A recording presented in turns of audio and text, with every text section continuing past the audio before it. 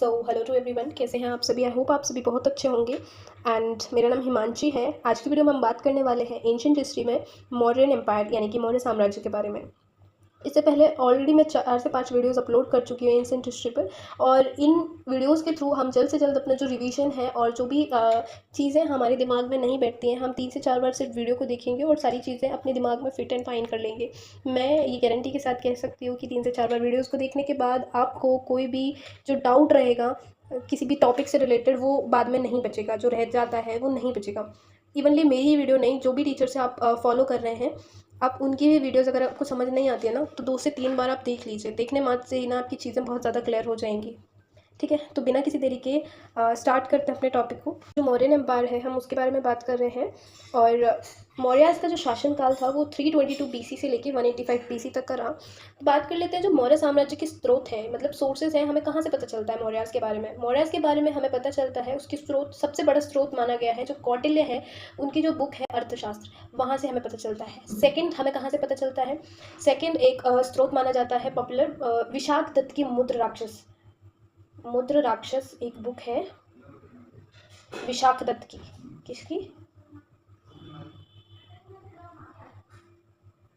विशाख दत्त की, वहां से हमें पता चलता है। ठीक है, और जो विशाख दत्त है ये गुप्त साम्राज्य के समय पर मतलब संस्कृत के विद्वान हुआ करते थे, और जो मुद्र राक्षस बुक है ये गुप्त साम्राज्य के समय पर लिखी गई थी। ठीक है, और ऐसा माना जाता है, मैंने आपको लास्ट में बताया था कि जो मगध एम्पायर था उसको सबसे ज़्यादा पॉपुलराइज किसने किया, उसको सबसे ज़्यादा पॉपुलराइज किया मौर्याज ने। ठीक है, और जो मौर्यन एम्पायर था वो एक ऐसा साम्राज्य था जिसने लगभग, जैसे ये इंडिया वाला पार्ट हो गया, लगभग पूरे इंडिया पे शासन किया। थोड़ा सा दक्षिण भाग को छोड़ के पूरे, मतलब ये इंडिया, ये कंप्लीट इंडिया, इसमें जो अफगानिस्तान वाला एरिया था वहाँ पे अच्छे से उन्होंने अपना शासन किया था। ठीक है, अब एक और स्रोत हमें पता चलता है जो मेगस्थनीज है, उसकी एक बुक है इंडिका, वहाँ से हमें पता चलता है। ये मेगस्थनीज जो था एक यात्री था, एक ट्रैवलर था उस टाइम पे, जो कि भारत आया था। एंड जो फोर्थ रिसोर्स हम बोल सकते हैं, फोर्थ है हमें बौद्ध साहित्य से। बौद्ध साहित्य से कैसे पता चलता है, जो बुद्धिस्ट थे उनका जो लिटरेचर है उससे हमें कैसे पता चलता है। देखिए, बौद्ध साहित्य में मौर्य साम्राज्य का जिक्र है, क्योंकि एक तो ये समकालीन था, उस टाइम पे कंटेम्प्रेरी चल रहा था दोनों चीज़ें।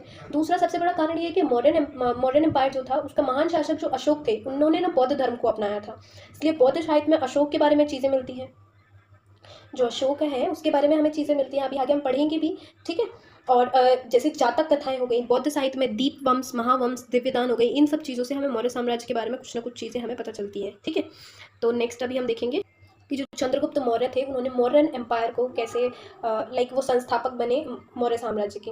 देखिए क्या हुआ, मैं सिर्फ एक स्टोरी के बेसिस पे आपको बता देती हूँ। जो कौटिल्य थे, चाणक्य जो थे, वो घनानंद के दरबार में रहते थे। ठीक है, और वो नहीं चाहते थे कि घनानंद इस मगध साम्राज्य पर शासन करे। वो चाहते थे कि घनानंद का छोटा भाई उसकी गद्दी पर आए। तो घनानंद ने चाणक्य जो थे उनके पिता को मरवा डाला, चाणक्य के पिता को उन्होंने मरवा डाला। अब उनके बेटे चाणक्य जो कौटिल्य है, विष्णुगुप्त है, इन्होंने इसका बदला लिया। चाणक्य क्या करते थे, वो विष कन्याओं को ना अपनी सेना के रूप में रखते थे। अब ये विष कन्याएं कौन होती थी, ये अनाथ लड़कियां होती थी जिन्हें लिमिटेड डोजेस दी जाती थी। किस चीज़ की? पॉइजन दिया जाता था, लिमिटेड डोजेस ऑफ पॉइजन।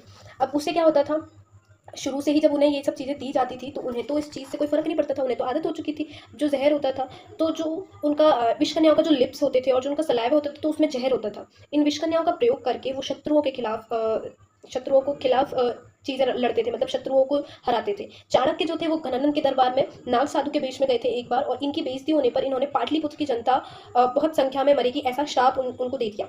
फिर क्या हुआ, पाटलिपुत्र में एक झील में चाणक्य ने जहर मिला दिया, जिससे काफ़ी लोगों की मृत्यु होना स्टार्ट हो गई। और इन्होंने इस मृत्यु को बंद करने की शर्त में जो घनानंद था उसको बोला कि वो वनप्रस्थ हो जाएं, और यानी कि वन में चले जाएं, तभी वो ऐसा करेंगे। तो अब घनानंद को तो ये चीज़ करनी पड़ी थी, घनानंद तो करना पड़ेगा क्योंकि उसका साम्राज्य संकट में है। तो अगर नहीं करेगा तो फिर साम्राज्य, मतलब जो जनता थी वो वैसे ही फिर उस पर उसको गलत समझने लगती। तो उसने ऐसा किया, घनानंद ने वो अपना दरबार छोड़ा और वो वन की ओर जब जा रहा था तो उसने फिर चाणक्य ने क्या किया, विष कन्याओं की मदद से उसकी मृत्यु करवा दी। और ऐसे पता चलता है कि चंद्रगुप्त को फिर वहीं से उन्होंने गद्दी पे बिठाया था। अब हम बात करेंगे चंद्रगुप्त की। Now we are talking about the Chandragupta Maurya. इनका जो शासनकाल था वो 322 BC से लेके 298 BC तक का था। इनकी जो पत्नी थी वो थी दुर्धरा, और इनको जो अन्य नाम से जाना जाता है भारत का मुक्तिदाता, एंड्रोकॉट्स। एंड्रोकॉट्स किसने दिया इनको, एपियन और प्लूटार्क ने। और सेंट्रोकॉट्स किसने कहा, जस्टिन ने कहा। ठीक है,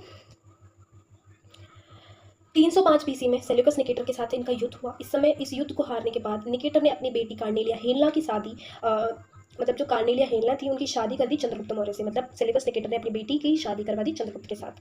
अब मैंने उस टाइम पे बताया था, जिस टाइम पे मैंने सिकंदर पढ़ाया था, कि सेल्यूकस निकेटर उसमें इंपॉर्टेंट रहने वाला है। तो थोड़ा सा अगर आपको याद होगा तो ये वही सेल्यूकस निकेटर है जो मैंने सिकंदर के टाइम पे आपको पढ़ाया था। और दहेज में निकेटर जो था उसने 4 प्रांत चंद्रगुप्त मौर्य को दिए, काबुल, कांधार, मकराना और हेरात। साथ ही निकेटर ने अपना एक दूत मेगस्थनीज, मैंने अभी इस बुक के बारे में बताया था ना, मेगस्थनीज की इंडिका बुक बताई थी, वही है ये मेगस्थनीज, चंद्रगुप्त मौर्य के दरबार में उसने भेजा। जिसमें ये जो बुक है इंडिका, इसमें पाटलिपुत्र का प्रशासन मतलब एडमिनिस्ट्रेशन ऑफ पाटलिपुत्र बहुत अच्छे से दिया गया है। मेगस्थनीज ने पाटलिपुत्र को पाली ब्रोथा कहा। अब जूनागढ़ इंस्क्रिप्शन के बारे में बात करते हैं। जूनागढ़ इंस्क्रिप्शन, जूनागढ़ अभिलेख से हमें क्या क्या पता चलता है। ये जो जूनागढ़ अभिलेख है वो रुद्रतामन ने जारी कराया।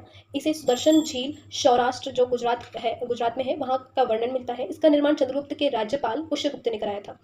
तो इस पे प्रीवियस ईयर क्वेश्चन भी बनाया, इट्स रियली इंपॉर्टेंट, कि जो सुदर्शन झील है वो उसका जो निर्माण था, ठीक है, वो किस एम्पायर में किया गया।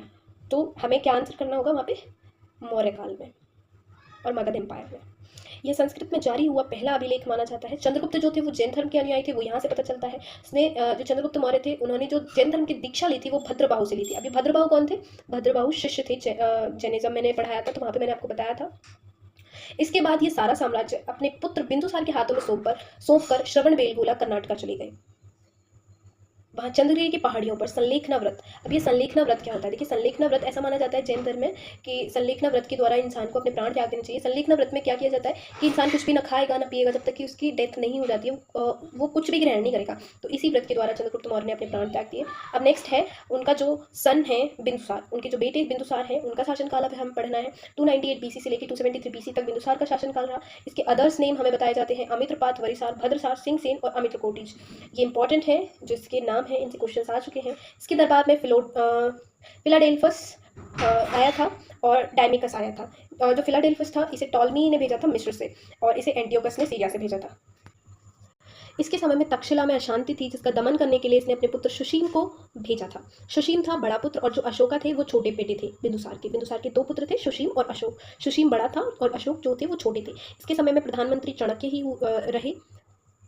और जो सम्राट अशोक थे, अब हम उसके बारे में बात कर लेते हैं। Again very important ruler, mark कर लीजिए, एक एक चीज़ आपको याद रखनी है इसकी। सम्राट अशोक का जो जन्म था वो 304 बीसी में हुआ था और जो इनकी माता थी वो शुभद्रांगी थी। इनका जो अदर नेम था उन्हें हम बोलते थे देवनाम और प्रियदर्शी, ठीक है।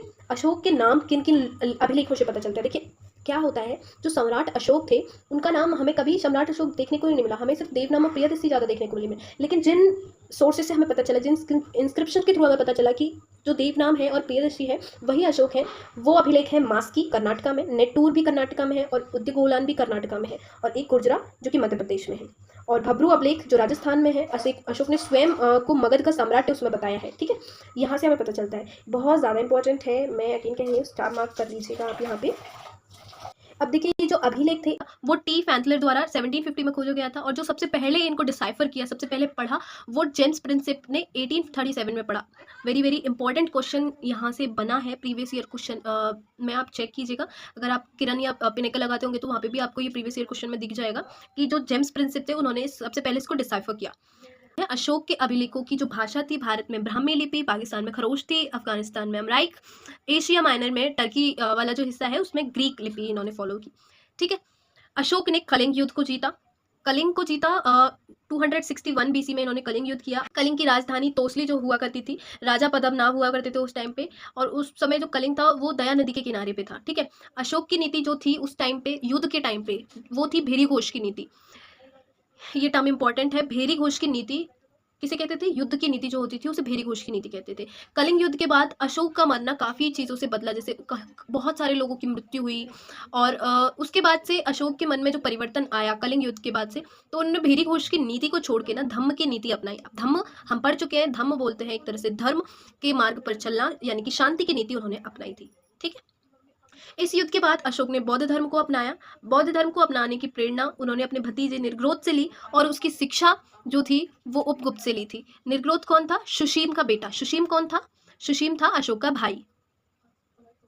अशोक की पत्नी थी करुवाकी और पद्मावती और देवी। इनकी जो संतान थी वो थी महेंद्र, संगमित्रा, चारुमती और तीवर, कुणाल, इन्होंने उसको उत्तराधिकारी भी बनाया था। बौद्ध धर्म के प्रचार अशोक ने कहाँ कहाँ पे किए? महेंद्र और संघमित्रा को कहाँ पे भेजा? श्रीलंका, सिलोन में भेजा था। तक्षशिला में मंजाटिक को भेजा था और हिमालय क्षेत्र में मज्जिम को भेजा था। भारत पर सर्वप्रथम शिलालेखों का प्रारंभ अशोक ने करवाया। अशोक के जो शिलालेख है वो टोटल 14 माने जाते हैं, जिनमें से 7 स्तंभ लेख माने जाते हैं और 3 माने जाते हैं गुहालेख, यानी कि कैवलरी एडिक्ट्स। अशोक के जो 14 अभिलेख हैं उनसे हमें क्या क्या पता चलता है? अब ये 14 जो अभिलेख हैं ये 14 खंबे नहीं है, ये 14 लाइन्स हैं, ठीक है। और ऐसा नहीं है कि जितने भी उन्होंने पिलर्स या फिर रॉक एडिक्ट्स जो भी मिले हैं, तो जरूरी नहीं है कि उन सभी पे वो 14 लाइन से मिले, किसी पे एक भी है, किसी पे 2 भी हैं, किसी पे एक भी नहीं है, ऐसा भी है। तो इनमें से सारी तो इंपॉर्टेंट नहीं है, लेकिन कुछ जो इंपॉर्टेंट है मैं वो आपको बता देती हूँ। पहला इंपॉर्टेंट है, इसमें बताया गया है कि पशु बलि की निंदा, अहिंसा और समस्त प्रजा हमारी संतान है, ये हमें याद रखना रहेगा, ठीक है। सबसे मोस्ट इंपॉर्टेंट इसमें माना जाता है 13 को, कलिंग युद्ध। कलिंग युद्ध के डायरेक्ट क्वेश्चन आता है कि कलिंग युद्ध के बारे में कहाँ से पता चलता है, कौन से अभिलेख में ये बताया गया है, तो ये 13 है, ठीक है। और ये वाला भी इंपॉर्टेंट है, भेरी घोष की नीति के स्थान पर इन्होंने धम्मघोष की नीति, ये 4th एडिक्ट से हमें पता चलता है। तो एक बार हम सारे को गो थ्रू कर लेते हैं।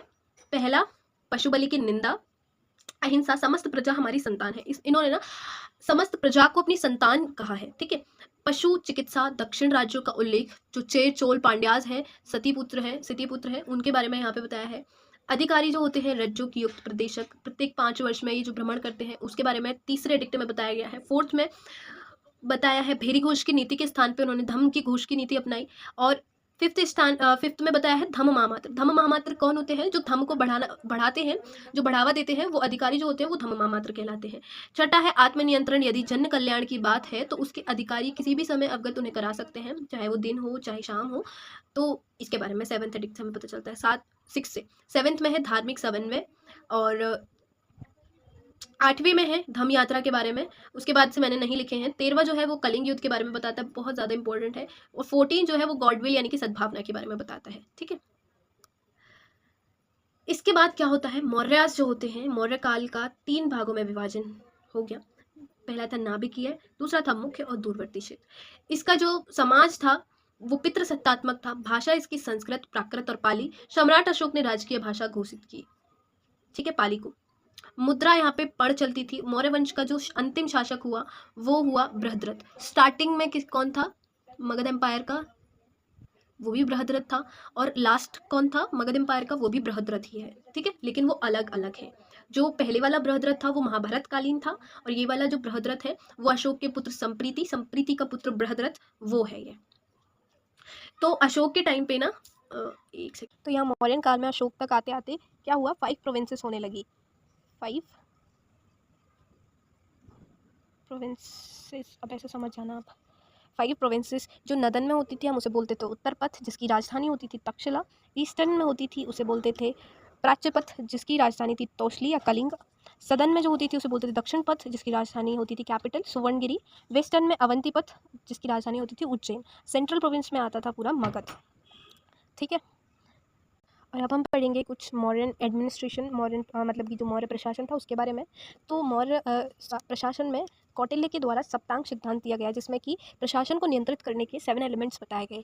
तो जो राजा होता था तो उसे राजा ही बोलते थे, सचिव यानी कि सेक्रेटरी जो होता था उसे अमर्त्य बोलते थे, क्षेत्र टेरिटरी को बोलते थे जनपद, किले को बोलते थे दुर्ग, कोष बोलते थे खजाने को, ट्रेजर को, आर्मी को सेना, फ्रेंड को मित्र, ठीक है। और उस टाइम पे जो ऑफिसर्स होते थे यानी कि जो फाइनेंस ऑफिसर्स होते थे वो होते थे 2 ऑफिसर्स मेन होते थे, सन्निधाता और समाहर्ता। सन्निधाता कौन होता था? मुख्य कोषाध्यक्ष होता था।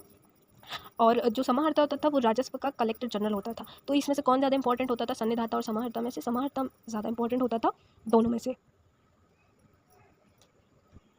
नेक्स्ट, मौर्य काल में 2 प्रकार की कोर्ट्स थी, 2 टाइप्स ऑफ कोर्ट्स। पहली होती थी जो सिविल कोर्ट्स होती थी, सिविल कोर्ट्स, और दूसरी जो होती थी क्रिमिनल कोर्ट्स। अब सिविल कोर्ट्स में होता था लाइक जैसे जो डाउरी यानी कि दहेज वाले जो मामले होंगे वो सिविल कोर्ट्स में जाएंगे, और जो क्रिमिनल वाले होंगे वो क्रिमिनल कोर्ट में जाएंगे। जो सिविल होती थी उसे हम बोलते थे धर्मस्थला न्यायालय, और इसको कौन देखता था? उसको व्यवहारिका देखती थी। और जो क्रिमिनल कोर्ट थी उसको बोलते थे कंटका शोधन न्यायालय, इसको कौन देखता था? इसको प्रतिष्ठा देखता था। नेक्स्ट है कुछ इंपॉर्टेंट ऑफिसर्स जिनको उस टाइम पे बोला जाता था, अलग नाम दिया जाता था। जैसे गोपा किसे बोला जाता था, गोपा जो होता था वो होता था responsible for the account, account के लिए उसे रिस्पॉन्सिबल बताया जाता था। अक्षपटला कौन होता था, अकाउंटेंट जनरल। और नगर का होता था responsible for the city administration. और जो सीताध्यक्ष होता था वो रिस्पॉन्सिबल होता था एग्रीकल्चर के लिए। और संस्थाध्यक्ष जो होता था वो रिस्पॉन्सिबल होता था मार्केट के लिए। जो शुल्काध्यक्ष होता था वो टोल टैक्स के लिए रिस्पॉन्सिबल होता था। जो धम्म महामात्र, मैंने आपको बताया भी था, धम्म महामात्र जब हमने 14 एडिक्ट्स को पढ़ा था वहाँ पे भी धम्म महामात्र का कॉन्सेप्ट दिया गया था। तो जो ये न्यू पोस्ट क्रिएट की गई थी अशोक द्वारा, जो धम्म का प्रसार करते थे उसे धम्म महामात्र कहते थे, ठीक है। और यहाँ पे मॉडर्न काल में पोर्ट्स भी हुए थे, 2 पोर्ट्स थे, हुए नहीं थे, sorry for the miss pronunciation. Ports जो होते थे बंदरगाह, वहाँ पे 2 बंदरगाह बताए जाते हैं। जो ईस्ट में होता था वो ताम्रलिप्ति और वेस्ट में होता था भरूच सुपारा। अब मैंने आपको कुछ बताया था जब मैं जैनिज्म एंड बुद्धिज्म आपको करा रही थी, तो वहाँ पे मैंने बताया था उसका आर्ट एंड कल्चर मैं आपको मॉडर्न एम्पायर के टाइम पे, यानी कि जो मगध एम्पायर होगा लास्ट में, तब उस टाइम पे कराऊंगी। तो आज हम उसके बारे में बात कर लेते हैं। तो बात करेंगे जैन आर्किटेक्चर के बारे में। जैन आर्किटेक्चर में रॉक कट केव टेम्पल्स कहाँ पे पाया जाता है, वो ओडिशा में। और जो हाथी गुम्फा केव्स हैं वो भी ओडिशा खारवेला में पाई जाती है। और जो उदयगिरी एंड खंडगिरी केव्स हैं वो भी ओडिशा में ही पाई जाती है। और जो दिलवाड़ा जैन टेम्पल है वो राजस्थान में माउंट आबू हिल्स में पाया जाता है। और इसको स्थापित किया गया था वास्तुपाल ब्रदर्स द्वारा। स्टैचू ऑफ गोमतेश्वर बाहुबली जो कि पाई जाती है कर्नाटका श्रवण बेलगोला में।